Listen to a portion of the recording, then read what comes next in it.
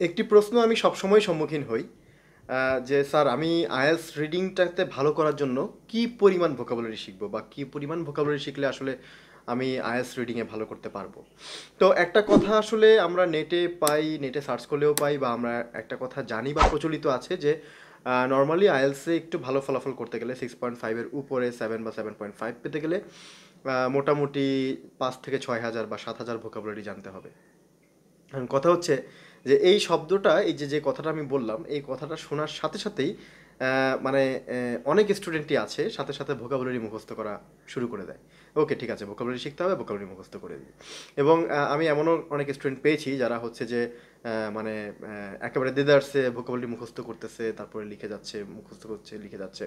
তো এটা নিয়ে আসলে আমি আজকে আপনাদের সাথে কথা বলবো যে আসলে এই বিষয়টা কি, মানে ভোকাবুলারি শিখলে আইএলটিএস রিডিংয়ে কতটুকু ভালো করা যায়, খারাপ করা যায়, বা জিনিস মানে এই বিষয়টা আসলে কি, এটার পেছনের মানে কথাটা কি। তো দেখেন, আমি দুই ধরনের এক্সপিরিয়েন্স আপনাদের সাথে শেয়ার করবো। একটা হচ্ছে যে আমি মানে দুই টাইপের স্টুডেন্ট পেয়েছি, যারা হচ্ছে যে যাদের ভোকাবুলারি সেন্স অনেক ভালো, ভোকাবুলারি সেন্স অনেক ভালো, বাট তারা আইএলটিএস রিডিং প্র্যাকটিস শুরু করেছে এবং 2 থেকে 3 মাসের মধ্যে মোটামুটি তারা একটা ভালো জায়গায় যেতে পেরেছে। আর আরেক ধরনের স্টুডেন্ট আমি পেয়েছি যাদের ভোকাবুলারি সেন্স একেবারে নাই বললেই চলে, খুবই পুয়ার ভোকাবুলারি লেভেল। তো এই ছাত্ররা, তো আমি তো যখন তাদেরকে আইএলটিএস করাই তখন তো নিশ্চয়ই তাদেরকে বিশাল ভোকাবুলারি ভান্ডার নিয়ে বসি না যে এই ভোকাবুলারিগুলো মুখস্থ করো তারপরে তুমি আইএলটিএস করো।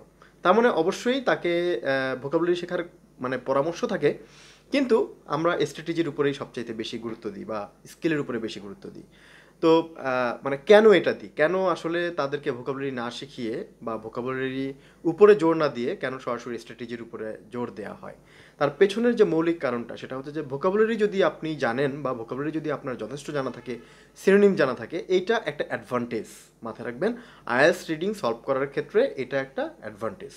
বাট মাথায় রাখতে হবে যে এটাই একমাত্র কারণ না যে আপনাকে একেবারে 5 হাজার ভোকাবুলারি মুখস্থ করেই আপনাকে আইএলটিএস রিডিংয়ে বসতে হবে বা রিডিং প্র্যাকটিসে বসতে হবে। করতে পারলে ভালো, বাট এইটার জন্য যদি আপনি এক্সট্রা করে আবার 6 মাস সময় নষ্ট করেন, আমার মনে হয় যে এই সময়টা নষ্ট না করাটাই ভালো। এখন কথা হচ্ছে কি, কেন ভোকাবুলারি না শিখে আমি সরাসরি আইএলটিএস রিডিং প্র্যাকটিস শুরু করে দিব?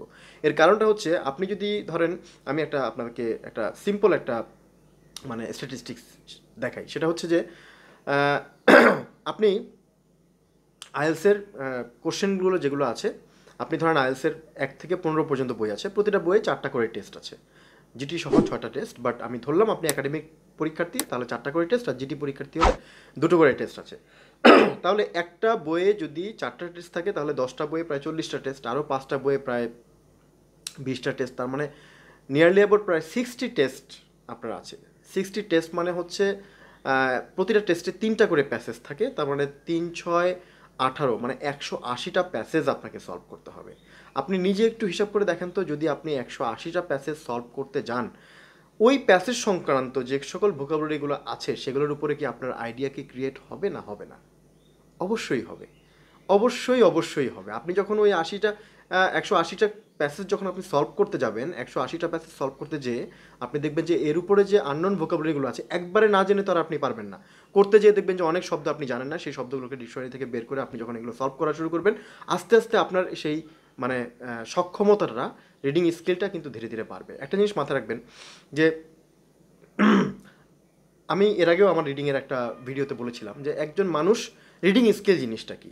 রিডিং স্কিল সহজভাবে যদি আমি ব্যাখ্যা করি, ব্যাপারটা হচ্ছে যে যে আপনার 5টা ওয়ার্ডের, একটা সেন্টেন্সের 5টা ওয়ার্ডের মিনিং আপনার জানা আছে, 5টাই ওয়ার্ড আছে, 5টা ওয়ার্ডের মিনিং আপনি জানা আছে, তারপর আপনি সেন্টেন্সটার মিনিংটা ধরতে পারতেছেন না, সেন্টেন্সটার মূল ভাবগত মিনিংটা ধরতে পারতেছেন না, তার মানে আপনার রিডিং স্কিল নাই। কিন্তু আপনি একটা সেন্টেন্সে 3টা ওয়ার্ড জানেন, বাকি 2টা ওয়ার্ড জানেন না, তারপর আপনি সেন্টেন্সটা মিনিং করতে পারতেছেন বা অর্থ বুঝতে পারতেছেন, তার মানে আপনার রিডিং স্কিল আছে।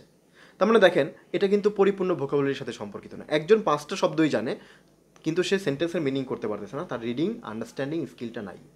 এরকম অনেক আছে, আপনি নিজেও আপনার নিজের উপর প্রুভ করে দেখেন, দেখবেন যে অনেক সেন্টেন্সই আছে, এই সেন্টেন্সগুলো আপনি সব শব্দগুলোর অর্থ জানেন, তারপরে আপনি, এটা কেন হয়? কারণ হচ্ছে যে আপনি যখন কোনো ভোকাবুলারি মুখস্থ করেন, সেই ভোকাবুলারিটা শাব্দিক অর্থটা আপনি মুখস্থ করেন, কিন্তু ইংরেজিতে ওই ভোকাবুলারির একটা ভাবার্থও থাকতে পারে। ঠিক আছে, শাব্দিক ভাবার্থ জিনিসটা কি, আমি একটা এক্সাম্পল দিয়ে আপনাদেরকে বোঝাই। যেমন একটা মোডাল ভার্ব ক্যান, এই ক্যানের শাব্দিক অর্থ হচ্ছে পারা, কিন্তু এটার ভাবার্থটা কি?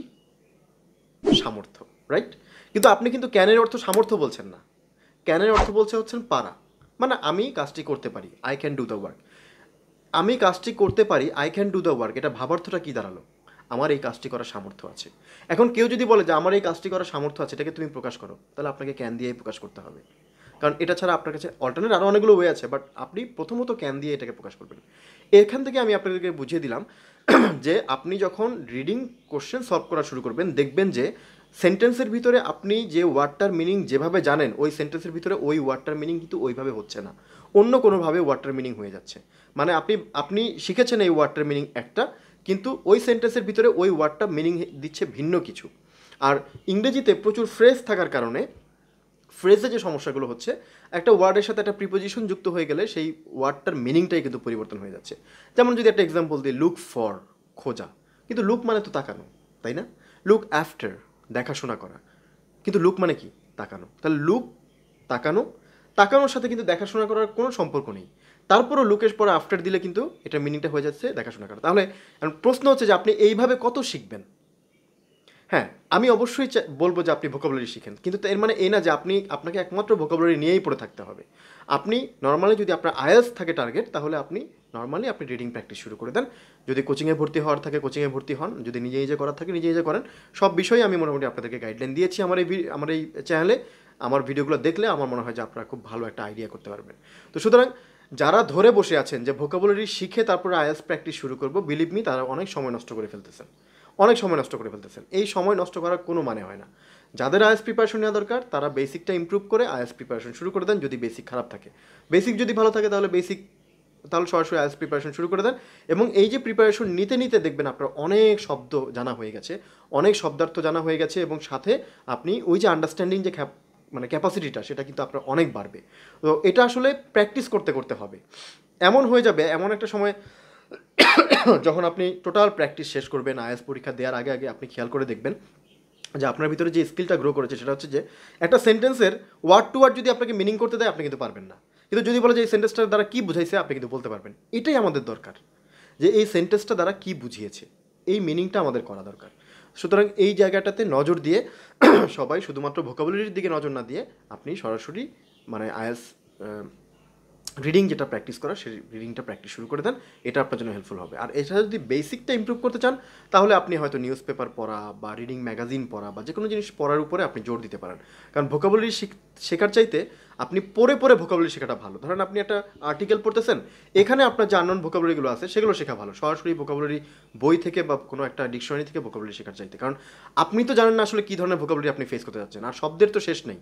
আপনি কোন শব্দগুলো শিখবেন? আপনি যে 5 থেকে 6000 বা 7000 8000 শব্দ শিখবেন, সেগুলো কোনগুলো? এটা তো আপনাকে জানতে হবে।